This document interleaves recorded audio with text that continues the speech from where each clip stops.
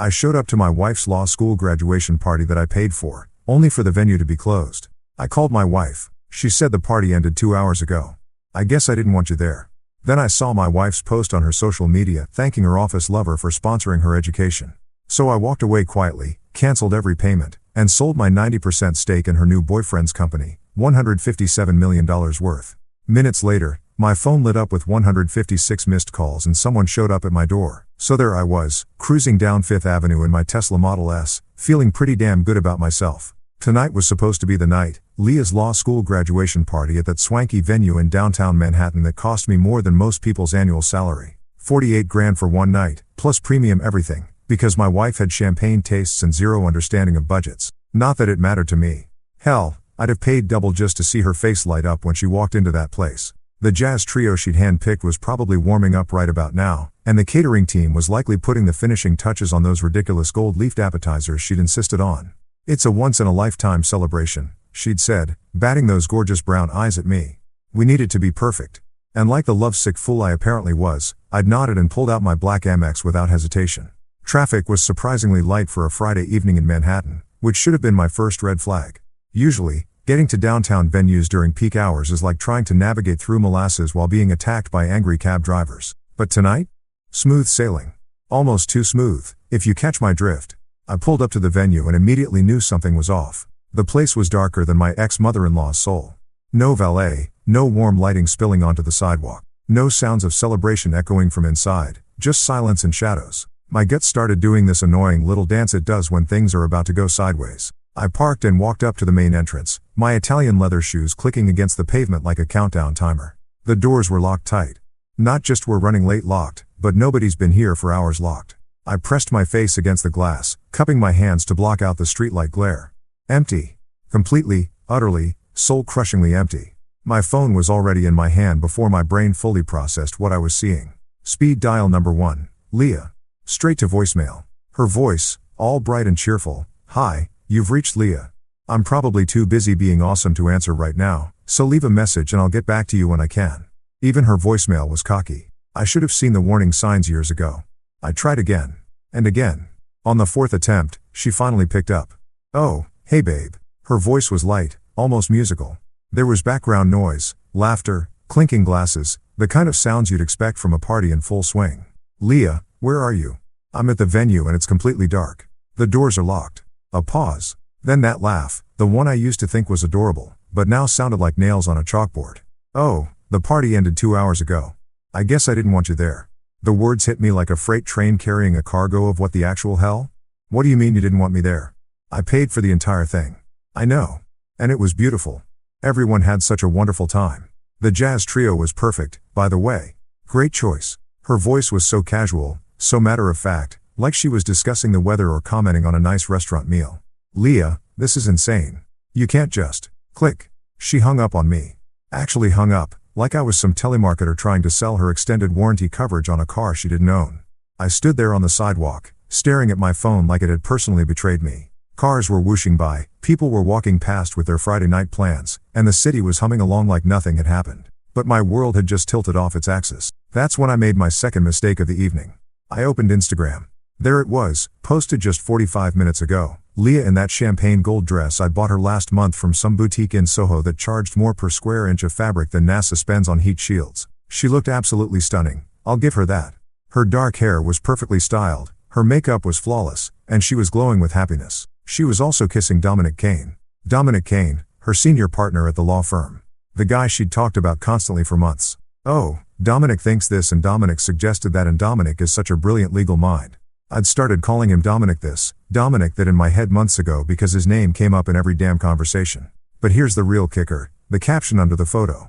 "Couldn't have done it without you, my sponsor through law school," red heart emoji. My sponsor. My sponsor. I'd paid every penny of her tuition for 3 years. I'd covered her rent, her car payments, her shopping sprees, her girls' trips to Miami and Napa Valley.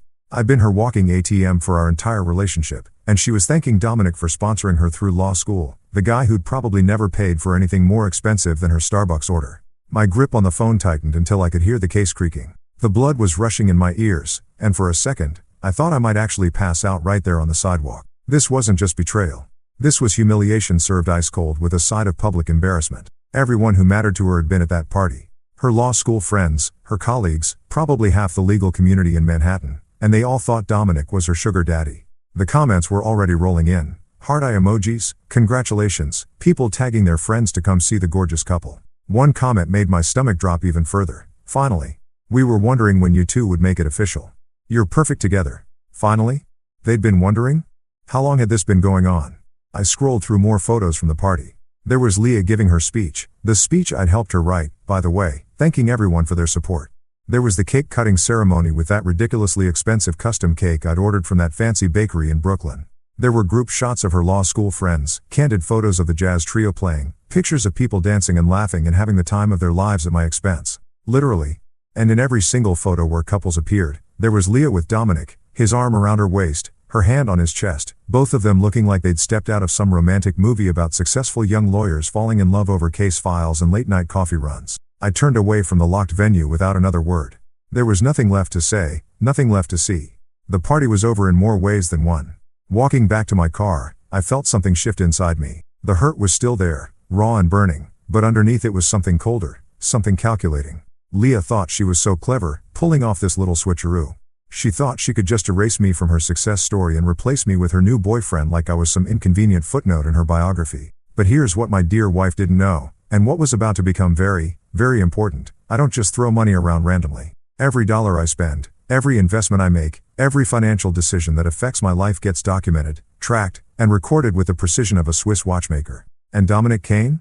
Well, let's just say that our connection ran a lot deeper than Leah realized. The drive back to my apartment was a blur of red lights and rage-induced tunnel vision. I barely remember navigating through Manhattan traffic, which is saying something because usually driving in this city requires the focus of a neurosurgeon and the patience of a monk. But tonight, I could have been driving blindfolded through a demolition derby and I wouldn't have noticed. My building's doorman, Carlos, gave me his usual friendly wave, but I could see the concern creep across his face when he got a good look at me. Evening, Mr. Thompson. Everything all right? Just peachy, Carlos. Living the dream. My voice came out flat, emotionless. Even I could hear how dead I sounded. The elevator ride to the 30th floor felt like it took forever. I caught my reflection in the polished steel doors and almost didn't recognize myself. My usually perfect hair was disheveled from running my hands through it. My tie was crooked, and my eyes had this hollow look that reminded me of those shell-shocked soldiers you see in war documentaries. But as soon as I walked through my front door and saw my apartment, the one I'd bought and paid for and decorated according to my own damn taste, something inside me started to solidify. This wasn't over. Not by a long shot. The place was exactly as I'd left it this morning. Immaculate, organized, and completely under my control. Floor-to-ceiling windows offered a breathtaking view of Central Park, where the city lights twinkled like expensive jewelry scattered across black velvet. The modern furniture was all clean lines and quality materials. None of that fussy antique stuff Leah had been pushing for. It would add character, she'd said. Yeah, well, turns out she was the one lacking character. I poured myself 3 fingers of Macallan 25, the good stuff I usually save for closing major deals, and headed straight for my home office. This room was my sanctuary, my fortress of solitude, my command center.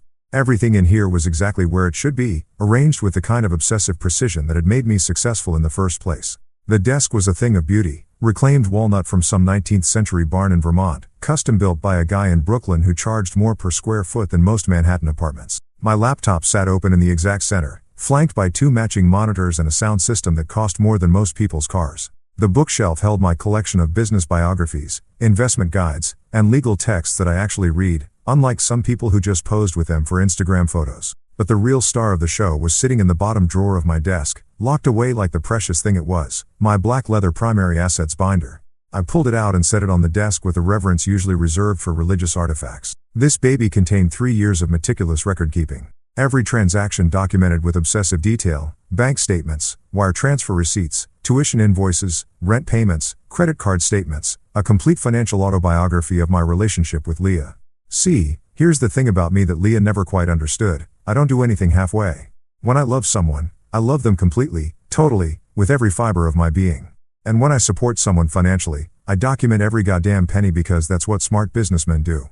You keep records, you cover your ass, you make sure you can prove exactly what happened if things go sideways. And boy, had things gone sideways tonight. I opened the binder and started flipping through the pages. Each one a reminder of just how generous I'd been. Law school tuition, $180,000 over 3 years, not including books, supplies, and all those study abroad programs she just had to attend. Monthly rent for her apartment in the village, $4,200 for 36 months. Car payments on that BMW she'd claimed was essential for networking, another $800 monthly. Shopping allowances, vacation expenses, restaurant bills that could feed a small village in most countries. The numbers were staggering, even to me. I'd been Leah's personal Bank of America, dispensing cash with the generosity of a drunken lottery winner.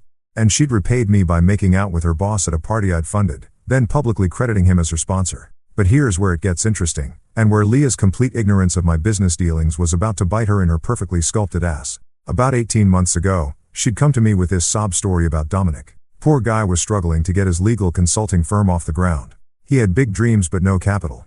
His family had cut him off financially after some falling out over his career choices. He was brilliant, according to Leah, but just needed someone to believe in him. "Baby, you're so good at seeing potential in people," she'd said, curled up next to me on this very couch. "Dominic has this amazing vision for revolutionizing corporate legal services. He just needs someone with your business sense to help make it happen." She'd batted those long eyelashes and given me that smile that used to make my knees weak. "Maybe you could meet with him? Just coffee, nothing major. I think you two would really click." So I'd met with Dominic. And you know what? The guy actually was brilliant. His business plan was solid, his market analysis was spot on, and his projections were realistic. Kane Dynamics had real potential to disrupt the traditional corporate law model. The problem was, he needed serious capital to make it happen. Way more than a simple loan or investment from friends and family. That's when I'd made my move. I'd offered to fund Kane Dynamics completely. Full startup capital, operational expenses, office space, employee salaries, marketing budget, the whole 9 yards. In exchange, I wanted 90% ownership of the company. Dominic would retain 10% and serve as CEO, but I would be the majority shareholder with full voting control. It was a fair deal, more than fair, actually. Most venture capitalists would have demanded 95% for that level of investment. But I'd liked the guy, and more importantly, I'd wanted to make Leah happy by helping her friend. The paperwork was airtight, drawn up by the best corporate lawyers money could buy. Dominic had signed everything without hesitation, probably because he was so grateful to finally have someone take him seriously. And just like that, I'd become the silent owner of what was now a $157 million company. Kane Dynamics had taken off like a rocket over the past year and a half. They'd landed major contracts with Fortune 500 companies, opened offices in 3 cities, and were being courted by several private equity firms for acquisition. The business press was calling Dominic a legal visionary and a disruptive force in corporate consulting. What they didn't know, what nobody knew except me, Dominic, and our lawyers, was that Dominic Kane was essentially a very well-paid employee of mine. He ran the day-to-day operations, made strategic decisions, and got all the public credit. But at the end of the day, I own that company, lock, stock, and barrel. And now, sitting in my office with that Instagram photo burned into my retinas, I realized I had something much better than hurt feelings. I had leverage. I opened my laptop and navigated to the private equity exchange where Kane Dynamics shares could be traded among qualified investors. The current market value, $174.4 million.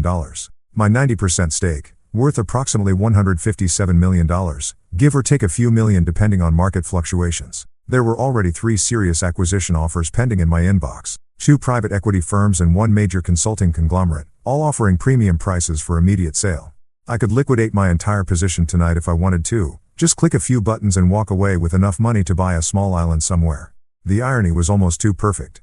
Leah thought she was so clever, crediting Dominic as her sponsor in that Instagram post. She had no idea that her precious Dominic was essentially my employee, that his entire success story was built on my investment, that his brilliant legal mind was only able to flourish because I'd given him the financial foundation to do it.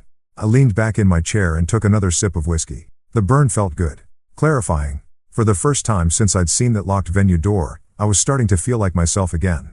Not the hurt, betrayed husband who'd been made a fool of in front of half of Manhattan's legal community, but the calculating businessman who'd built his own fortune by staying 3 steps ahead of everyone else. Leah wanted to play games? She wanted to rewrite history and pretend I'd never existed? She wanted to humiliate me publicly while building her new romance on the foundation I'd provided? Fine. Game on. But this was going to be played by my rules. Now, you know that feeling when you're standing at the edge of a cliff and there's this moment where you could either step back to safety or take the leap into the unknown?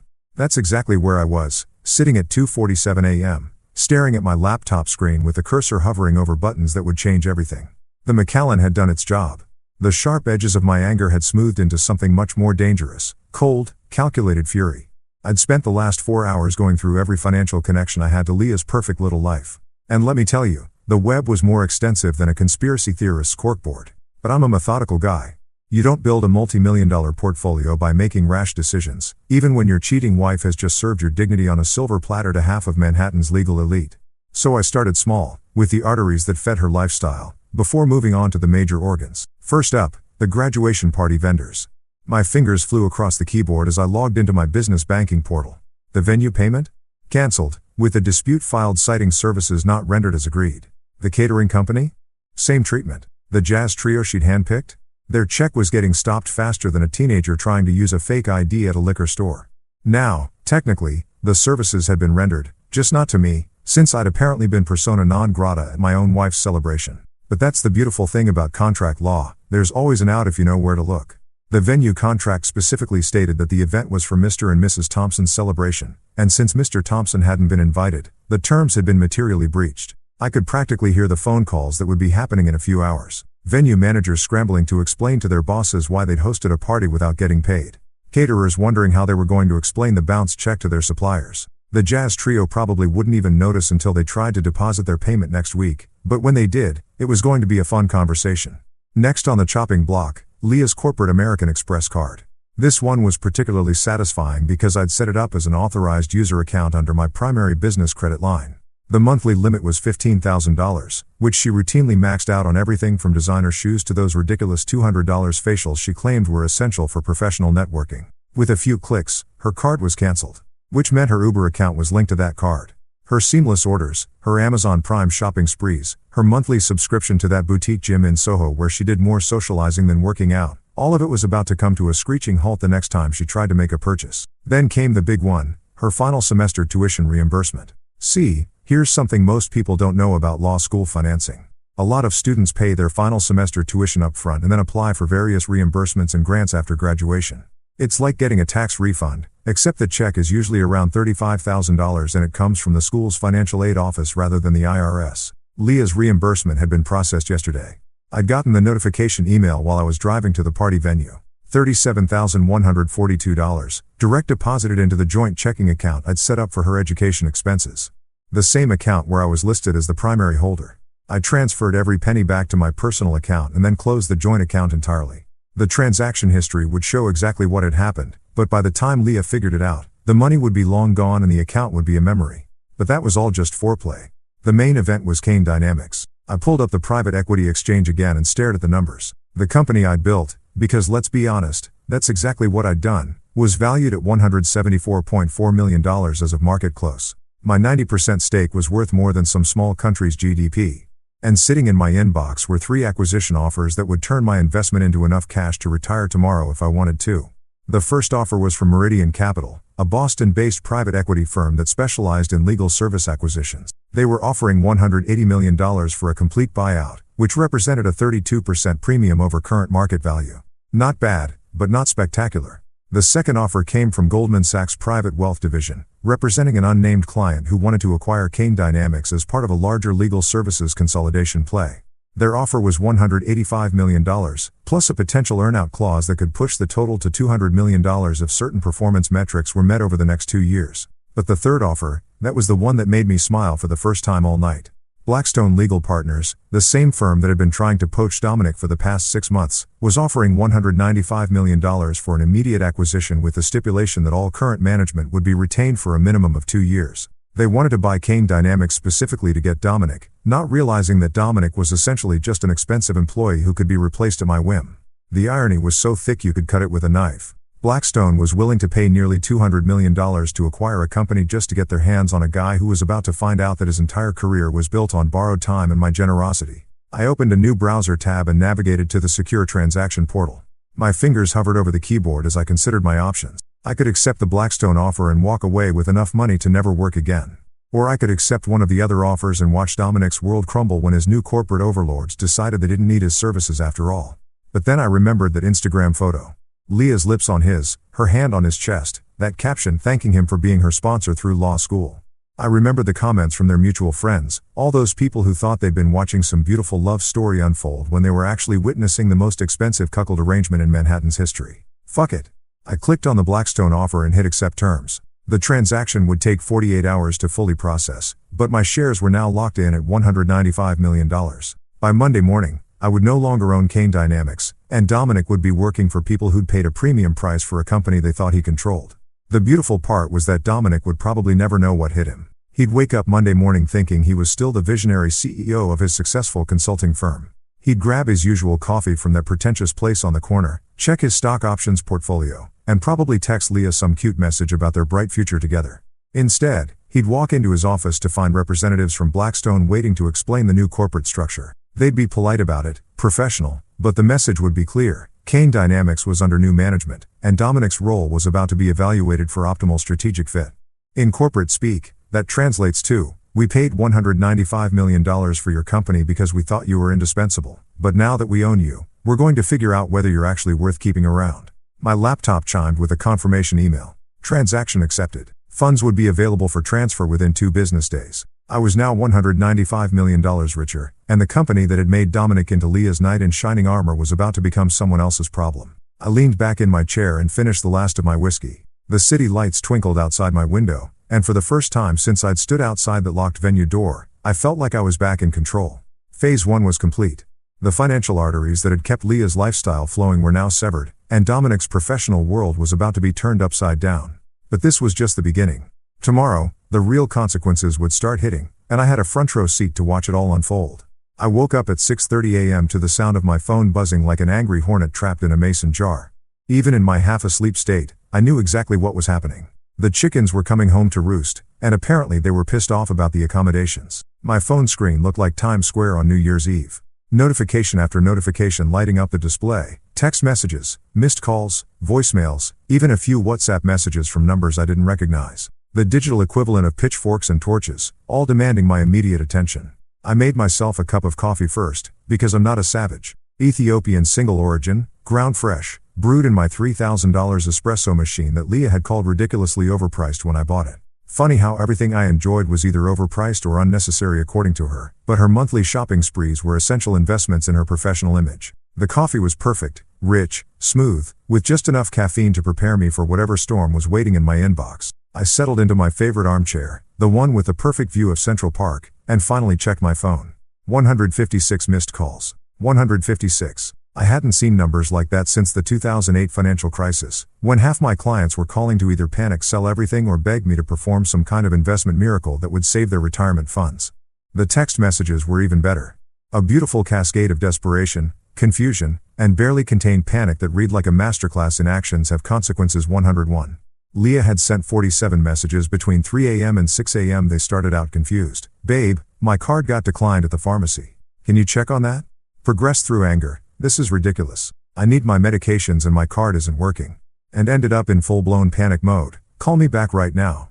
Something is seriously wrong with all my accounts and I need you to fix this immediately." The progression was beautiful to watch. You could practically see the exact moment when she realized this wasn't some computer glitch or banking error. The timestamp on message 32 was 4:47 a.m., probably right around when she called her bank and discovered that her account had been closed by the primary account holder. That would be me, in case anyone was keeping score. Dominic's messages were more professional but equally frantic. As a lawyer, he at least understood the concept of documentation, so his texts read like evidence for a future court case. "Michael, there seems to be an issue with Kane Dynamics operational accounts. Please call me at your earliest convenience to discuss." Then, 2 hours later, "Michael, this is urgent. Our payroll system is showing errors and several vendors are reporting payment issues. We need to resolve this immediately." But the real entertainment was in the voicemails. I grabbed a fresh cup of coffee and settled in for what I knew was going to be better than anything Netflix had to offer. Voicemail number 12 was from the venue coordinator, her voice tight with professional panic. "Mr. Thompson, this is Sandra from the Crystal Ballroom. We need to discuss the payment reversal that occurred overnight. Our accounting department is showing a significant discrepancy, and we have vendors asking questions about their payments. Please call me back as soon as possible." Voicemail 23 was from Dominic's CFO, a guy named Bradley who sounded like he'd been chainsmoking since dawn. "Mr. Thompson, this is Brad Henley from Kane Dynamics. We've got a serious problem with our operating capital, and Dominic mentioned you might be able to help clarify some banking issues. The board is meeting an emergency session, and we really need to get this sorted out before market open." Emergency session. I loved it. Nothing says your life is about to change dramatically like an emergency board meeting on a Saturday morning. But voicemail 38 was the crown jewel. Leah's voice, completely unhinged. "You son of a bitch. I know you're doing this on purpose. You can't just steal my money because your feelings got hurt. I have bills to pay and a life to live, and you don't get to just destroy everything because you're having some kind of midlife crisis. Call me back right now, or I swear to God I'll. The message cut off there, probably because she'd exceeded the time limit. Midlife crisis. That's what she was calling it. Like my perfectly reasonable response to being publicly humiliated and financially cuckolded was some kind of mental health episode that required her patience and understanding. I was on voicemail 45 when the doorbell rang. Carlos must have called up from the lobby, but I'd been too entertained by the digital meltdown to answer my landline. I walked to the front door and checked the peephole, expecting to see Leah standing there with that "we need to talk" expression that had preceded every major argument of our marriage. Instead, it was Maya Torres, Leah's personal assistant. Poor Maya looked like she'd been through a blender set on emotional devastation. Her usually perfect hair was pulled back in a messy ponytail, she was wearing yesterday's clothes, and she was clutching her phone like it was the only thing keeping her tethered to reality. I opened the door and leaned against the frame, coffee mug in hand. "Maya, this is unexpected. Don't you usually work banker's hours?" "Mr. Thompson, I'm so sorry to bother you this early, but..." She paused, looking around like she was afraid someone might be watching. "Can I come in? There's a situation." I stepped aside and gestured for her to enter. Maya had always been efficient, professional, and refreshingly honest about Leah's more unreasonable demands. If anyone deserved to be caught in the crossfire of my marital nuclear war, it wasn't her. She followed me into the living room, declining my offer of coffee with a shaky wave of her hand. "I don't even know where to start," she said, sinking into the couch like a deflated balloon. "Everything's falling apart." "Define everything," I said, settling back into my chair with the casual interest of someone watching a nature documentary about predators. The graduation after-party got shut down halfway through last night because the venue's check bounced. People were still dancing when security came in and told everyone they had to leave. Leah was mortified. I mean, absolutely mortified. Some of the partners from her firm were there, and they had to watch her get escorted out by building security. I nodded sympathetically while internally doing a victory dance. "That does sound embarrassing. But that's not even the worst part," Maya continued, her voice rising with each word. "This morning, Kane Dynamics' payroll system crashed. Completely crashed. Nobody got their direct deposits. The accounting software is showing error messages, and half the staff can't access their company credit cards." "Sounds like a technical issue," I said, taking another sip of coffee. "Mr. Thompson," Maya said, looking at me with the kind of expression usually reserved for explaining simple concepts to small children, "Dominic's board is an emergency session. They're talking about bringing in external auditors. There are rumors flying that the company might be facing some kind of hostile takeover or financial investigation." I raised an eyebrow. "That's quite a leap from a payroll glitch. And Leah?" Maya's voice dropped to almost a whisper. "Leah's losing it. Completely losing it. Her bank accounts are frozen, her credit cards aren't working, and she can't reach you. She's been calling everyone she knows, trying to figure out what's happening, but nobody has any answers." She pulled out her phone and showed me the screen. 17 missed calls from Leah in the past hour alone. "She sent me here to find you," Maya said. She's scared, Mr. Thompson. Really scared. She keeps saying that something terrible has happened and that you're the only one who can fix it." I set down my coffee mug and looked at Maya with what I hoped was an expression of mild concern mixed with complete innocence. "Well, Maya, that does sound like quite a predicament. So you'll help?" The relief in her voice was almost heartbreaking. "Help with what, exactly?" I asked. "I'm just a guy who woke up to 156 missed calls on a Saturday morning. Sounds like Leah and her boyfriend are having some business troubles that have nothing to do with me." Maya stared at me for a long moment, and I could practically see the pieces clicking into place behind her eyes. She was smart enough to recognize the careful neutrality in my tone, experienced enough with wealthy clients to understand when someone was being deliberately obtuse. "This isn't a coincidence, is it?" she said quietly. "Maya," I said, standing up and walking toward the front door, "I think you should probably get back to work. Sounds like your boss is going to need all the help she can get today." After Maya left, looking like someone had just explained quantum physics to her using interpretive dance, I poured myself another cup of coffee and settled in at my desk. The morning entertainment had been delicious, but now it was time to get down to business. Real business, the kind that required letterhead, legal precision, and the sort of terms that would make corporate lawyers weep with admiration. I pulled out a sheet of my personal stationery, heavy cream paper with my name embossed in dark blue ink. The kind of formal correspondence that screams "this person means business" before you even read the first word. Some people might call it pretentious. I called it setting the proper tone for negotiations. The funny thing about ultimatums is that most people deliver them wrong. They get emotional, start yelling, make threats they can't back up. But a truly effective ultimatum should read like a business contract, because that's exactly what it is, a contract where one party holds all the cards and the other party gets to choose between accepting terrible terms or facing even worse consequences. I cracked my knuckles and started typing. After 15 years of drafting investment agreements and acquisition terms, I knew exactly how to structure this particular document. 2. Leah Thompson and Dominic Kane from Michael Thompson Re. Terms for resolution of current financial disruptions. Date. Today's date. The undersigned acknowledges that recent financial irregularities have created inconveniences for both parties named above. In the interest of resolving these matters expeditiously and avoiding further complications, the following terms are hereby proposed. I pause to admire my opening paragraph. Dry, businesslike, completely devoid of emotional content. Nothing in those sentences even hinted at betrayal, humiliation, or the fact that my wife had been playing tonsil hockey with her boss at a party I'd funded. Just financial irregularities and inconveniences, like their entire world wasn't currently imploding because I decided to stop being their personal ATM. Term 1. Public acknowledgement. Mrs. Leah Thompson shall issue a public statement, to be posted across all personal social media platforms and submitted to relevant legal industry publications, acknowledging that her law school education was funded entirely by Michael Thompson. This statement shall specifically name Michael Thompson as the sole financial backer of her legal education and shall correct any previous public statements suggesting alternative sources of funding. The statement shall be substantively identical to the draft provided as Attachment A to this document. I opened a new document and started drafting Attachment A. This was going to be fun. Statement of correction. I want to publicly acknowledge and thank my husband, Michael Thompson, for his complete financial support throughout my law school journey. Michael paid for my tuition, living expenses, and educational costs without any assistance from other parties. My recent social media posts incorrectly suggested that others had sponsored my education, and I apologize for any confusion this may have caused. Michael's generous support made my legal career possible, and I am grateful for his investment in my future. Short, sweet, and completely humiliating for someone who'd just spent the last 6 months telling everyone that Dominic was her mentor and inspiration. The legal community loved gossip more than reality TV stars love plastic surgery, so this little correction would be making the rounds at every bar association happy hour for months. Back to the main document. Term 2. Executive resignation. Mr. Dominic Kane shall submit his resignation from all positions at Kane Dynamics, effective immediately upon execution of this agreement. Mr. Kane shall waive any claims to severance, stock options, or other compensation beyond salary earned through his final day of employment. Mr. Kane shall cooperate fully with transition activities as directed by the company's new ownership structure. I allowed myself a small smile at that last bit. Dominic would probably spend hours trying to figure out what new ownership structure meant. By the time he figured it out, he'd be updating his LinkedIn profile with seeking new opportunities in legal consulting. Term 3. Marital asset protection.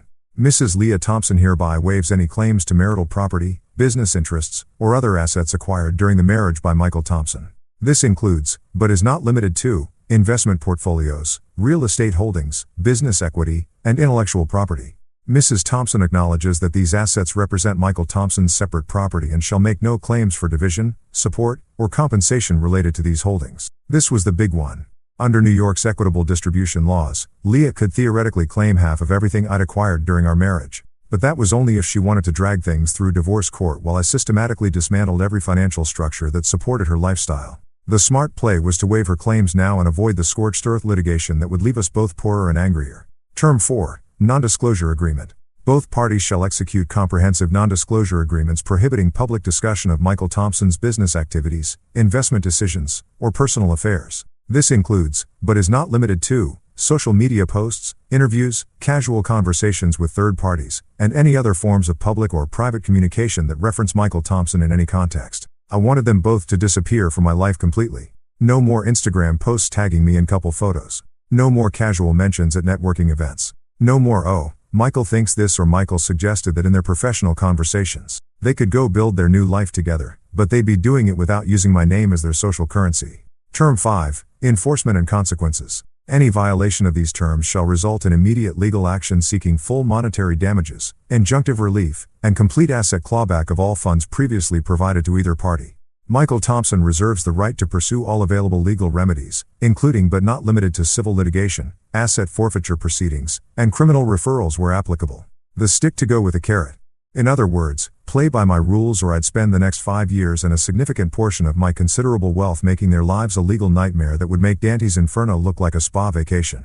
I printed the document on my personal letterhead, then printed a second copy for my records. The terms were harsh but fair. Or at least they were as fair as I was feeling toward a cheating wife and her boyfriend who'd been living off my generosity while planning their romantic future together. The beauty of this approach was its simplicity. Leah and Dominic could sign the papers and move on with their lives, or they could refuse and watch as their current financial catastrophe became a permanent state of affairs. I wasn't asking for anything unreasonable, just public acknowledgement of reality, professional consequences for Dominic's poor judgment, and legal protection for my own assets. I folded the documents carefully and placed them in a manila envelope, along with a cover letter explaining that they had 24 hours to respond. Not to negotiate, not to propose counteroffers, but to respond with either signed agreements or a clear indication that they preferred to handle this matter through alternative means. Alternative means in this context being the legal equivalent of a nuclear winter that would leave both of them professionally and financially radioactive for years to come. Maya was probably still somewhere in the building, either hiding in the lobby or pacing around outside trying to figure out how to report back to Leah without becoming the messenger who gets shot. I called down to Carlos and asked him to find her and have her come back up. She knocked on my door 15 minutes later, looking even more frazzled than when she'd left. "Mr. Thompson? Carlos said you wanted to see me again?" I handed her the envelope.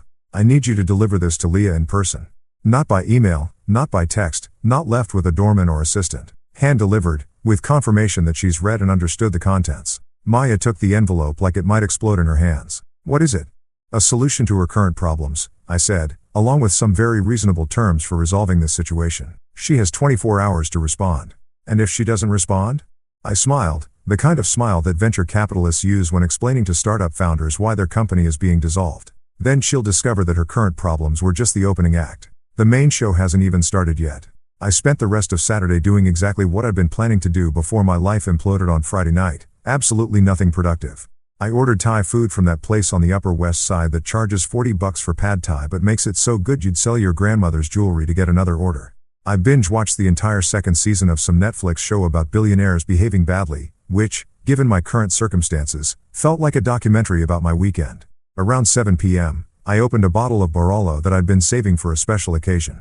Originally, I'd thought that special occasion might be Leah's first big case win, or maybe a romantic anniversary dinner.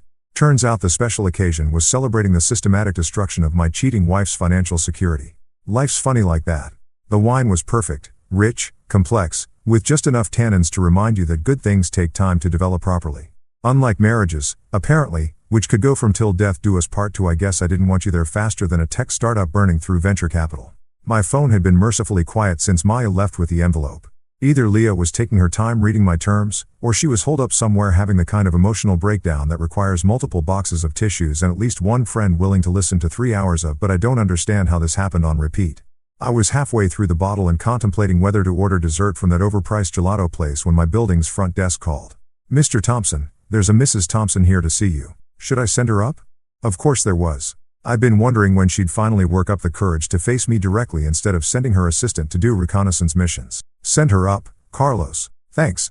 I didn't bother changing clothes or tidying up the apartment. If Leah wanted to have this conversation, we were going to have it on my terms, in my space, with me holding all the cards. Besides, she'd seen me in sweatpants and a Harvard Business School t-shirt before, though, admittedly, those previous occasions hadn't involved me systematically dismantling her entire financial support structure. The knock on my door came exactly 4 minutes later, just enough time for the elevator ride and a brief moment of hesitation in the hallway while she worked up her nerve. I opened the door and got my first look at my wife since she'd decided to credit her boyfriend as her law school sponsor. She looked like absolute hell. Her usually perfect hair was hanging loose and unwashed, with the kind of greasy limpness that comes from spending too much time lying in bed staring at the ceiling.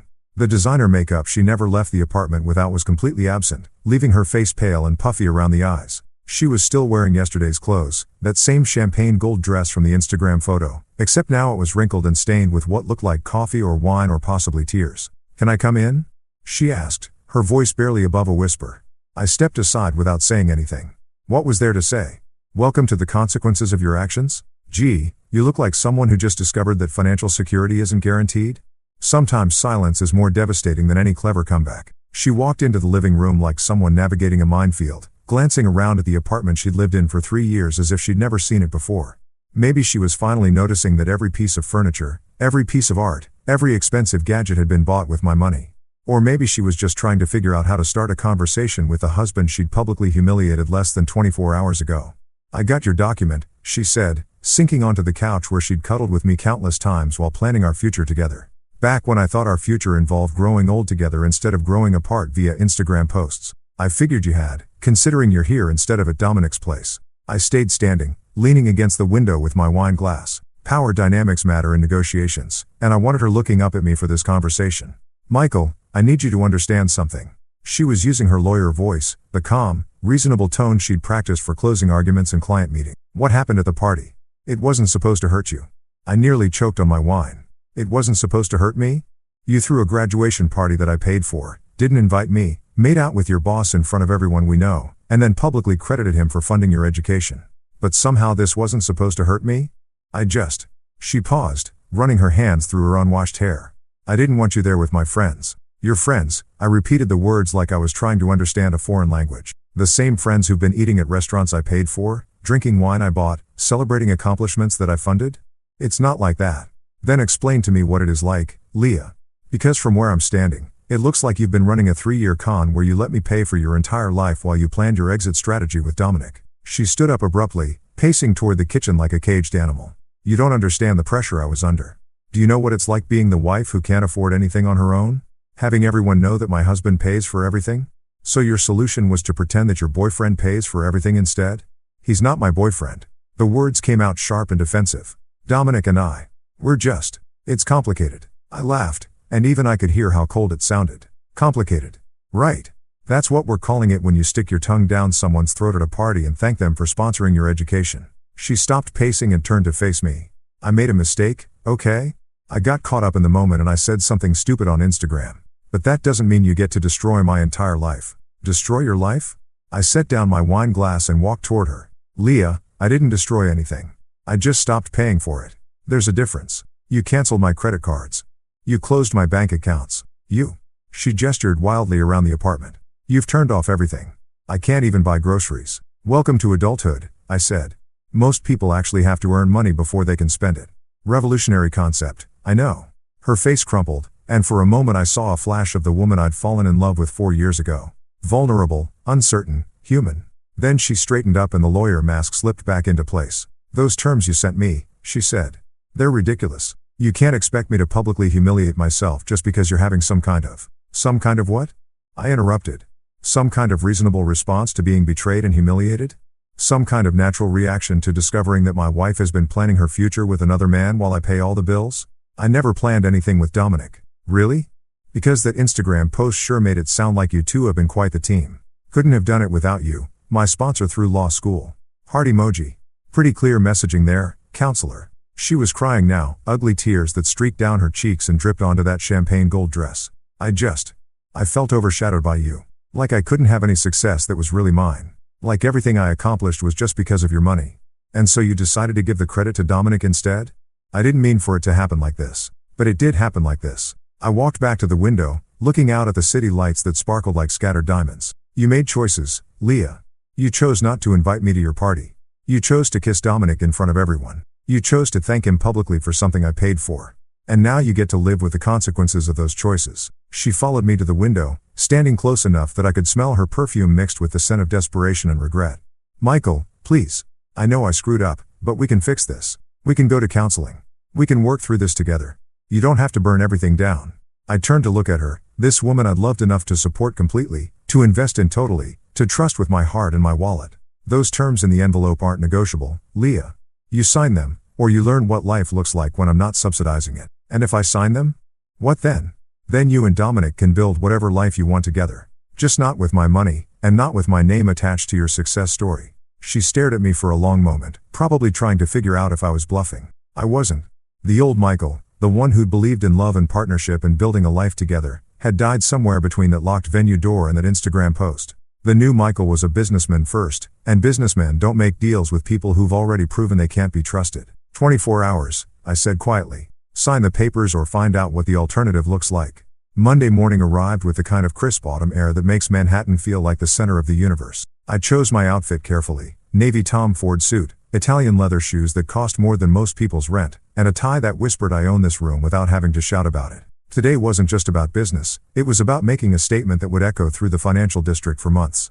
The Kane Dynamics building on Park Avenue was one of those gleaming glass towers that screamed we've made it to anyone walking by. 47 stories of steel and ambition, with Dominic's company occupying the entire 32nd floor.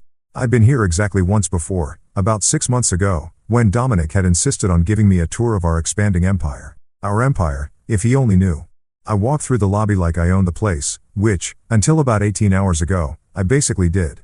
The security guard recognized me and waved me through without the usual visitor badge nonsense. Poor guy probably had no idea that the friendly investor he'd been greeting for the past year and a half had just sold the company out from under everyone's feet. The elevator ride to the 32nd floor gave me time to appreciate the irony of the situation. When I'd first invested in Kane Dynamics, Dominic had been working out of a WeWork space in Brooklyn, sharing a conference room with a startup that made artisanal dog treats and another company that was trying to revolutionize the sock industry. Now he had a corner office with floor-to-ceiling windows and a view that probably cost more per square foot than some people's entire apartments. All thanks to my money. All about to become someone else's problem. The reception area was buzzing with the kind of nervous energy that happens when rumors start flying and nobody knows which way the wind is blowing. I could see clusters of employees having hushed conversations by the coffee machine, and at least 3 people were frantically typing on their phones like they were texting their resumes to headhunters. Mr. Thompson. The receptionist, a young woman named Jessica who'd always been unfailingly polite, looked relieved to see me. Thank goodness you're here. Mr. Kane has been trying to reach you all weekend. I'm sure he has, I said, checking my watch. Is the board meeting still happening? Yes, sir. Conference room A. They've been in there since 7 this morning. 7 a.m. on a Monday. That was desperation time, the kind of early meeting that happened when shit had hit the fan and everyone was scrambling to figure out which direction the pieces were flying. I walked down the hallway toward the conference room, passing offices where Kane Dynamics rising stars were probably wondering if they'd still have jobs by lunch. The irony wasn't lost on me that I was about to attend a board meeting for a company I no longer owned, to discuss problems I'd created, with people who had no idea I was the source of their current nightmare. The conference room had glass walls, so I could see the meeting in progress before I even opened the door. 7 people around a mahogany table that cost more than most cars, all looking like they'd been hit by a freight train carrying bad news. Financial documents were scattered across the table, laptops were open showing spreadsheets that probably looked like crime scenes, and everyone had that shell-shocked expression that comes with realizing your professional world is imploding in real time. Notably absent, Dominic Kane. I knocked once and opened the door. The conversation stopped immediately, and 7 pairs of eyes turned toward me with the kind of desperate hope usually reserved for disaster movie scenes where the cavalry arrives just in time. Michael. Brad Henley, the CFO, practically jumped out of his chair. Thank God you're here. We've been trying to reach you all weekend. So I heard, I said, taking the empty seat at the head of the table. It was Dominic's usual spot, but since Dominic wasn't here, I figured someone should fill the leadership vacuum. Where's our fearless CEO? The board members exchanged glances like they were trying to decide who had to deliver the bad news. Finally, Sarah Chen, the head of operations, cleared her throat. Dominic's no longer with the company as of this morning. Resignation? I asked, though I already knew the answer. Security escorted him out about an hour ago, Brad said. He submitted his resignation via email at 6:47 a.m. Very brief, very professional, but he's gone. I nodded like this was surprising news instead of the exact outcome I'd orchestrated. That's unfortunate timing, given our current challenges. Michael, Sarah leaned forward, her voice tight with barely controlled panic. We need to know what's happening with the company's financial structure. Our operating accounts have been frozen, payroll is backed up, and we've got vendors calling every 5 minutes asking about bounced payments. And there are rumors, added Marcus Webb, the head of business development, about some kind of acquisition or hostile takeover. The financial press is sniffing around, asking questions about ownership changes and leadership transitions. I looked around the table at these 7 people who'd helped build Kane Dynamics into a $175 million company. Smart, dedicated professionals who'd worked 60-hour weeks and sacrificed personal time to make Dominic's vision a reality. They deserved better than what was about to happen to them, but unfortunately, they'd been collateral damage. Well, I said, opening my briefcase and pulling out a folder, I have some news that should clarify the situation. I placed copies of the acquisition documents in front of each board member. The Blackstone Legal Partners logo was prominently displayed at the top of each page, followed by language that was both crystal clear and utterly devastating to everyone in the room. As of market close on Friday, I said, watching their faces as they read, I've sold my majority stake in Kane Dynamics to Blackstone Legal Partners. The sale was completed this morning, and they're now the controlling shareholder of the company. The silence that followed was the kind of complete, profound quiet that happens when a room full of intelligent people realizes that their entire professional universe has just been rewritten without their input or consent. Brad was the first to find his voice. Your majority stake? Michael, you own less than 15% of the company. I smiled, the kind of smile that venture capitalists use when explaining to entrepreneurs why their company is being dissolved. Actually, Brad, I own 90% of Kane Dynamics. Dominic held 10% and served as CEO. But I've been the majority shareholder since day one. Sarah's face had gone completely white. That's impossible. Dominic founded this company. He built it from nothing. Dominic had the vision, I said. I had the capital. 90% of the startup funding, 90% of the operational investment, 90% of the expansion capital, All of it came from my personal portfolio. In exchange, I received 90% ownership. It's all documented in the original incorporation papers, if you'd like to review them. Marcus was frantically scrolling through his phone, probably pulling up the corporate filings that he should have read more carefully 18 months ago. But why? Why would you sell to Blackstone? We're profitable, we're growing, we just landed the Morrison Industries contract. Because, I interrupted, my priorities have changed. I'm divesting from certain business relationships that no longer align with my personal interest. The euphemism hung in the air like smoke from a fired gun. These people weren't stupid, they could probably guess that my sudden decision to sell had something to do with the mysterious personnel changes and Dominic's abrupt departure. But they'd never know the full story. They'd never know about the graduation party, the Instagram post, or the fact that their former CEO had been playing house with my wife while I funded his professional dreams. What does this mean for us? Asked Jennifer Walsh, the head of legal affairs, in the kind of voice people use when they already know the answer but hope they're wrong. Blackstone's representatives will be here this afternoon, I said, checking my watch. They'll be conducting individual meetings with all senior staff to assess the current organizational structure and determine optimal strategic alignment going forward. In corporate speak, that translated to, they're going to fire half of you and restructure the rest of the company according to their own vision. They paid a premium for Kane Dynamics because they believed they were acquiring Dominic's leadership and vision, I continued. Now that Dominic's no longer part of the equation, they'll need to reevaluate whether the company still meets their investment criteria. Brad's hands were shaking as he set down the acquisition documents. Michael, this company employs 47 people. Some of them have families, mortgages, kids in college. You can't just. I can. And I did, I said, standing up and closing my briefcase. Blackstone Legal Partners is a reputable firm with extensive experience in corporate restructuring. I'm confident they'll make decisions that are in the best interests of their investment. Which was a polite way of saying, not my problem anymore. I walked toward the door, then paused and turned back to face the room full of shell-shocked executives. For what it's worth, you're all talented professionals. I'm sure you'll land on your feet, regardless of what Blackstone decides. Then I left them there to contemplate the smoking crater where their careers used to be. 2 weeks later, I was standing in a converted warehouse in Brooklyn, watching a 27-year-old coding prodigy explain why her legal tech startup was going to revolutionize how law firms handle research. The irony wasn't lost on me that I was back in the borough where Dominic had started Kane Dynamics, except this time I was looking at something that actually deserved my investment. The space was nothing like Kane Dynamics' polished Park Avenue offices. Exposed brick walls, concrete floors, and the kind of industrial lighting that made everything look like a hipster coffee shop. But there was energy here, the kind of focused intensity that happens when smart people are building something they actually believe in, rather than just trying to impress investors and climb corporate ladders. The problem with legal research, Ava Lynn was saying, gesturing toward a wall covered with whiteboards that looked like they'd been attacked by a caffeinated mathematician, is that it's still stuck in the 19th century. Lawyers are paying junior associates $300 an hour to do work that artificial intelligence could handle in minutes. I nodded, sipping coffee from a chipped mug that probably came from some thrift store in Williamsburg. The coffee was terrible, bitter, weak, and served at approximately room temperature. But I was more interested in what Ava was saying than the quality of her beverage service. Show me the demo, I said. Ava's eyes lit up like someone had just offered her unlimited funding and a lifetime supply of Red Bull.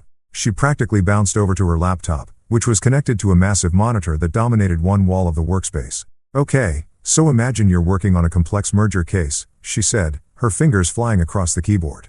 Traditional research would involve sending 3 junior lawyers to spend 40 hours combing through legal databases, precedent cases, and regulatory filings. They'd bill the client $36,000 for work that mostly involves keyword searches and document review. The screen filled with a clean, intuitive interface that looked nothing like the clunky legal databases I'd seen lawyers struggling with for years. Now watch this, Ava said, typing in a search query that would have taken those junior lawyers days to properly research. Results appeared instantly. Not just a list of cases and statutes, but an organized, weighted analysis of relevant precedents, complete with confidence ratings and strategic recommendations. The AI had sorted through thousands of documents, identified the most relevant materials, and presented them in a format that actually made sense. This is impressive, I said, and I meant it. I'd seen plenty of tech demos over the years, most of them promising to revolutionize industries that didn't particularly want to be revolutionized. But this was different. This solved a real problem that cost law firms millions of dollars annually. We're not trying to replace lawyers, Ava continued, clearly warming to her favorite subject. We're trying to make them more efficient. Instead of spending weeks on research, they can spend their time on strategy, client relationships, actual legal thinking, the stuff that humans are actually good at. I walked around the workspace, taking in the setup. 6 developers working at standing desks that looked like they'd been assembled from IKEA parts and industrial pipe fittings. A conference area made from a reclaimed door balanced on sawhorses. Whiteboards covered with flowcharts, user interface mockups, and what appeared to be a betting pool about which pizza place delivered fastest to their address. This was what a real startup looked like: lean, focused, built by people who cared more about solving problems than impressing anyone. It reminded me of my own early days, back when I was trading stocks from a studio apartment and living on ramen noodles and stubborn determination. "What's your current funding situation?" I asked. Ava's enthusiasm dimmed slightly. "We've been bootstrapping so far. I had some savings from my previous job at Google, and the team is working for equity until we can afford proper salaries. We've got enough runway for maybe 3 more months. And then?" She shrugged, trying to look casual about the fact that her company was 3 months away from bankruptcy. "Then we either find investors, or we all go back to working for other people's dreams." I pulled out my phone and showed her the research I'd done on her background while riding the subway to Brooklyn. MIT computer science degree, 3 years at Google working on machine learning algorithms, 2 years at a legal tech startup that had been acquired by Thomson Reuters. Her code was elegant, her strategic thinking was sound, and most importantly, she was solving a problem that actually mattered. "Tell me about your team," I said. "Best engineers I've ever worked with," Ava said, gesturing toward the developers who were pretending not to eavesdrop on our conversation. Sarah over there built recommendation engines for Netflix. Marcus worked on fraud detection algorithms for PayPal. Kim was the lead developer on that document analysis platform that LexisNexis bought for $40 million last year. And they're all working for equity. They believe in what we're building. Everyone here could get jobs at Google or Facebook tomorrow, making twice what I'll be able to pay them for the next 2 years. But they're here because they want to build something that matters. That was the difference between this company and Kane Dynamics. Dominic had been building a consulting firm to feed his own ego and impress people at legal industry cocktail parties. Ava was building something that could actually change how an entire profession operated. "What do you need to scale?" I asked. "Realistically, $10 million would let us hire the team we need, build out our infrastructure, and fund operations for the next 18 months. $15 million would be better. We could expand faster, maybe open a West Coast office, start targeting the really big law firms." I walked back to the whiteboard covered with user interface mockups. The design was clean, intuitive, obviously built by people who understood that lawyers didn't have time to learn complicated software just to do basic research. "Have you talked to potential customers? Actual law firms?" "We've got pilot programs running with 3 mid-size firms in Manhattan," Ava said. "The feedback has been incredible. Partners are telling us we're saving them 60 to 70% on research costs, and the quality of analysis is actually better than what their junior associates were producing." "Show me the numbers." For the next hour, Ava walked me through financial projections, market analysis, and customer acquisition strategies that were surprisingly sophisticated for a company operating out of a converted warehouse. She'd done her homework. More importantly, she understood both the technical challenges and the business realities of what she was trying to build. "The legal industry spends $12 billion annually on research and document review," she said, pulling up a slide that showed market size and growth projections. "If we can capture even 2% of that market, we're looking at a $240 million business." I closed my laptop and looked around the workspace one more time. 6 brilliant engineers working for equity and pizza, building something that could legitimately disrupt a multi-billion-dollar industry. It was exactly the kind of investment opportunity I'd been looking for my entire career. "Ava," I said, "what if I told you I could write you a check for $15 million right now? 45% equity, board seat, full operational control stays with you." Her face went through approximately 17 different emotions in the span of 3 seconds: shock, disbelief, excitement, suspicion, and finally cautious optimism. "I'd say you're either the best angel investor in New York, or you're running some kind of elaborate scam." I laughed, the first genuine laugh I'd had since that night outside the locked venue. "No scam. Just a guy who knows a good investment when he sees one." I pulled out my checkbook and started writing. $15 million, payable to Lynn Technologies LLC. The same amount I'd made in profit from selling Kane Dynamics, reinvested into something that actually deserved to succeed. "Welcome to the big leagues," I said, handing her the check. For the first time in 2 weeks, I felt like I was building something instead of destroying it. 3 days after writing that check to Ava, I was sitting in a corner booth at a quiet cafe on the Upper East Side, watching my soon-to-be ex-wife fidget with her coffee cup like it held the secrets to salvaging her reputation. She'd finally agreed to meet, probably because her credit cards were still frozen and she needed to eat something that didn't come from a food truck. The cafe was one of those understated places that charged $12 for coffee but didn't feel the need to advertise it with neon signs and Instagram-worthy latte art. Just good coffee, comfortable seating, and the kind of acoustic design that let you have private conversations without the entire room listening in. Perfect for what I had planned. Leah looked better than she had during our last encounter, but not by much. She'd managed to shower and change clothes, but there were dark circles under her eyes that makeup couldn't quite hide. and her usually confident posture had been replaced by the hunched shoulders of someone who'd spent the past week discovering that financial independence wasn't just a catchphrase from women's magazines. "You look like you've been sleeping," I said, settling into the booth across from her. "Some." She wrapped her hands around her coffee mug like it was a life preserver. "Michael, I've been thinking about your terms, and they're designed to humiliate me." I stirred sugar into my espresso and considered her statement. "They're designed to correct the public record. There's a difference. You want me to publicly admit that you funded my entire education while I thank someone else for it. That's humiliation. That's honesty." I leaned back against the booth's leather upholstery. "You made a choice to rewrite history in that Instagram post. Now you get to choose whether to correct it voluntarily or let other people figure out the truth on their own." She was quiet for a long moment, staring out the cafe's windows at the pedestrians hurrying past on their way to jobs that probably didn't hang in the balance of social media posts and financial revenge schemes. "What happened to Dominic?" she asked finally. "What do you mean?" "He won't return my calls. His assistant says he's unavailable for the foreseeable future. His LinkedIn profile shows he's seeking new opportunities." "What did you do to him?" I almost felt bad for her. Almost. She genuinely seemed to believe that Dominic had been some kind of independent success story, a brilliant legal mind who'd built his own empire through talent and determination. The fact that his entire professional existence had been funded by her husband was apparently news to her. "I didn't do anything to Dominic," I said. "I simply stopped doing things for him." "That's cryptic, even for you." "Kane Dynamics was my company, Leah. 90% ownership, fully documented, completely legal.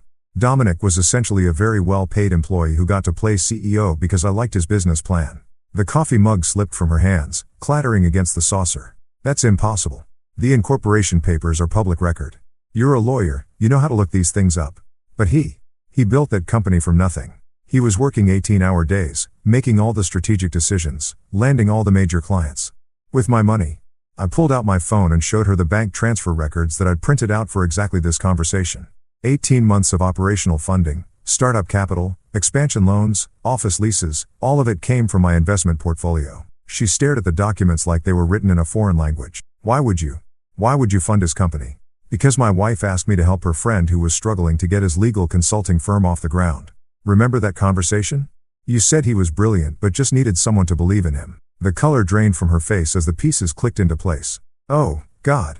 So when you thanked him for sponsoring your education, you were essentially thanking him for spending my money on your tuition while I spent my money on his business. It's like a financial Russian nesting doll of irony." "Michael, I didn't know." "Of course you didn't know, because you never asked. You just assumed that your brilliant boyfriend had built his own empire, and you were happy to let everyone think he was your sugar daddy instead of me." She put her head in her hands, her shoulders shaking slightly. I wasn't sure if she was crying or just trying to process the magnitude of how badly she'd miscalculated the situation. "The public statement," I said, pulling a printed draft from my briefcase. "Let's go through it together and make sure we get the wording right." She looked up at me with red-rimmed eyes. "You're really going to make me do this? You're going to do this because it's the truth, and because the alternative is watching me spend the next 5 years proving in court that you committed fraud by misrepresenting the source of your educational funding to potential employers and professional contacts." I slid the draft across the table. "Read it out loud. I want to make sure it sounds natural." She picked up the paper with hands that were visibly shaking. "I want to publicly acknowledge and thank my husband, Michael Thompson, for his complete financial support throughout my law school journey. Michael paid for my tuition, living expenses, and educational costs without any assistance from other parties. My recent social media posts incorrectly suggested that others had sponsored my education, and I apologize for any confusion this may have caused. Michael's generous support made my legal career possible, and I am grateful for his investment in my future." "Too formal," I said. "It sounds like a hostage video. Try again, but make it sound like something you'd actually write." She looked at me like I'd asked her to recite the phone book in Mandarin. "How do you want me to make this sound natural?" "I'm publicly admitting that I lied about who paid for my law school education." "You're publicly correcting an error. There's a difference." For the next hour, we went through the statement line by line, adjusting the language until it sounded like something a person might actually post on social media rather than something dictated by a divorce attorney. The final version was shorter, more conversational, but still contained all the key admissions I needed on the record. "When does this go live?" she asked. "Tonight. Instagram, Facebook, LinkedIn, and you're going to email it to the legal industry publications that covered your graduation. Law Journal, American Lawyer, Legal Times, all of them. This is going to destroy my reputation. Your reputation was built on a lie. I'm just giving you the chance to correct it before someone else does the research and figures it out themselves." She folded the statement and put it in her purse like she was handling toxic waste. "And after this? After I humiliate myself publicly and admit that my successful boyfriend was actually just spending my husband's money? After this, You and Dominic get to build whatever life you want together. Just not with my funding, and not with my name attached to your success stories. She stood up to leave, then paused. For what it's worth, I really didn't mean for things to happen this way. I know, I said, but they did happen this way, and now we all get to live with the consequences. She walked out of the cafe without looking back, probably heading home to spend the rest of the day figuring out how to explain to her friends and colleagues why she was about to publicly contradict everything she'd told them about her relationship with Dominic. I ordered another espresso and checked my phone. Ava had sent me a text with photos from their office, the team celebrating their new funding with champagne that probably cost less than Leah's usual lunch. A real celebration, from people who'd actually earned something worth celebrating. By tomorrow morning, everyone in Manhattan's legal community would know the real story behind Leah Thompson's law school education. And for the first time in weeks, I was looking forward to reading the comments. 6 months later, I was standing in the sunlight streaming through the windows of my new apartment on the Upper West Side, drinking coffee that didn't cost $12, and feeling genuinely content for the first time in years. 2 bedrooms, hardwood floors, and absolutely zero marble countertops or designer furniture that screamed, "Look how much money I have." Just a normal place where a normal person might actually want to live. The divorce had been finalized 3 weeks ago, quick, clean, and exactly according to the terms I'd outlined in that envelope Maya had delivered what felt like a lifetime ago. Leah had signed everything without attempting to negotiate, probably because her lawyer had explained in very small words what would happen if she tried to fight a guy who documented every financial transaction with the obsessive precision of a Swiss accountant. She'd moved to Portland, of all places, working for some nonprofit legal aid clinic that helped low-income families with housing disputes. The irony wasn't lost on me that she'd gone from Manhattan corporate law to helping people who actually couldn't afford lawyers. Maybe getting her financial reality checked had given her some perspective on what real problems look like. She'd sent me a letter last month, handwritten, not typed, which was somehow more personal than anything she'd done in the last year of our marriage. "I finally understand the difference between prestige and worth," she'd written. "I'm sorry it took losing everything to figure that out." I'd folded the letter and put it in my desk drawer. Not as a keepsake, exactly, but as closure, proof that the woman I'd married was still in there somewhere underneath all the Instagram captions and professional networking. Dominic had landed on his feet, sort of. He was working for a mid-tier firm in Chicago, handling corporate compliance cases that probably bored him to tears after running his own company. His LinkedIn profile listed him as senior associate, which was corporate speak for former CEO who's now back to being someone else's employee. The legal press had moved on to other stories, but his name still occasionally came up as a cautionary tale about the dangers of rapid corporate expansion without proper financial backing. My phone buzzed with a text from Ava. "Just closed the Morrison Industries deal. $2.3 million annual contract. Drinks at 6? I smiled and typed back, "Absolutely. My treat." Lynn Technologies had become exactly what I'd hoped it would be when I'd written that check in the Brooklyn warehouse. They'd landed 12 major clients, opened offices in Boston and San Francisco, and were being courted by venture capital firms who wanted to lead their Series B funding round. Ava had been featured on the cover of Legal Tech magazine as one of the industry's 30 under 30 disruptors, and unlike certain other people I could mention, she'd actually earned the recognition. I spent my days now doing things that actually mattered. Guest lectures at Columbia Law School about the intersection of technology and legal practice, mentoring other startups that were trying to solve real problems instead of just chasing valuations, serving on the board of Lynn Technologies, and watching brilliant people build something that would outlast all of us. The apartment was quiet except for the distant sounds of the city going about its business. No designer furniture that cost more than cars. No art collections that existed solely to impress dinner party guests. No evidence of the life I'd built with someone who'd never really wanted to build anything with me at all. Just sunlight, good coffee, and the satisfaction of knowing that I'd won.